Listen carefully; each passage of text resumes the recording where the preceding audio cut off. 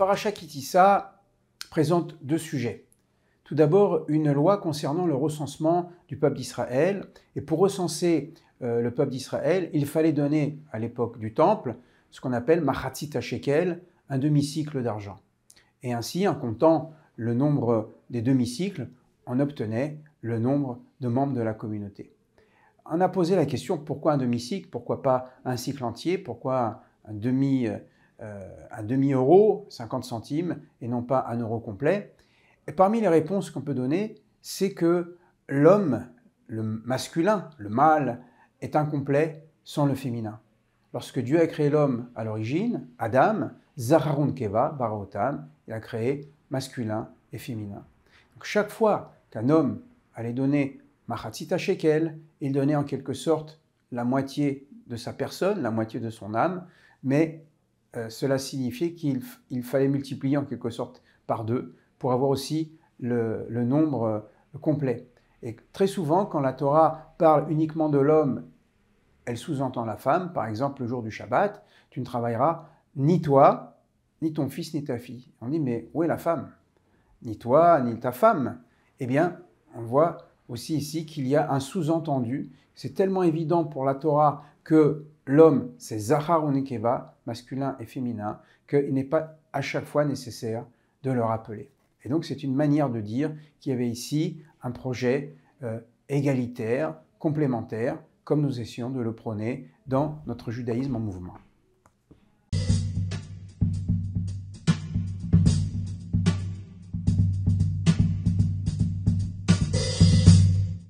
Pourquoi la faute du veau d'or? Qu'est-ce qui a causé la faute du veau d'or?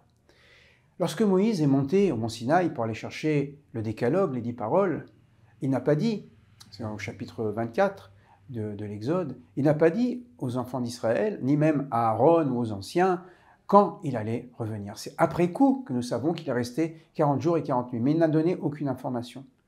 Donc le peuple a attendu sagement la descente de Moïse. Et au bout d'un moment, le peuple d'Israël Vayar Ha'am ki boshesh Moshe. Le peuple a vu, il a constaté que Moïse tardait à venir. Ça a été une faute d'impatience.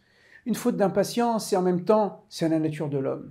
Voilà que Moïse ne descend plus et la patience du peuple s'est affaiblie et il ne savait plus où aller. Il n'y avait pas de réponse, il n'y avait pas de SMS, il n'y avait pas de message de Moïse, il n'y a pas un petit ange qui est venu envoyer en disant « Soyez tranquille, Moïse est auprès de Dieu et tout se passe bien ».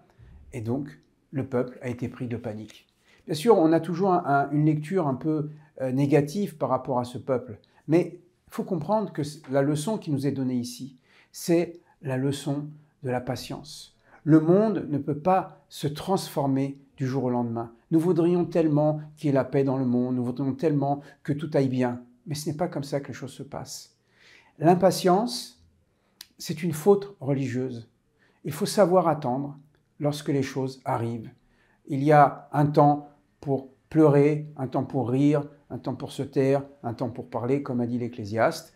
Et donc, ce peuple n'était pas peut-être suffisamment encore capable d'être dans une posture zen, dans une posture d'attente, en disant « demain ça ira mieux » ou bien « on va prendre Aaron comme notre nouveau guide ». Et ils ont été pris de panique comme des enfants qui, ne se trouvant seuls, sans papa et maman, eh bien, ont demandé un substitut de Moïse et ça a été le veau d'or.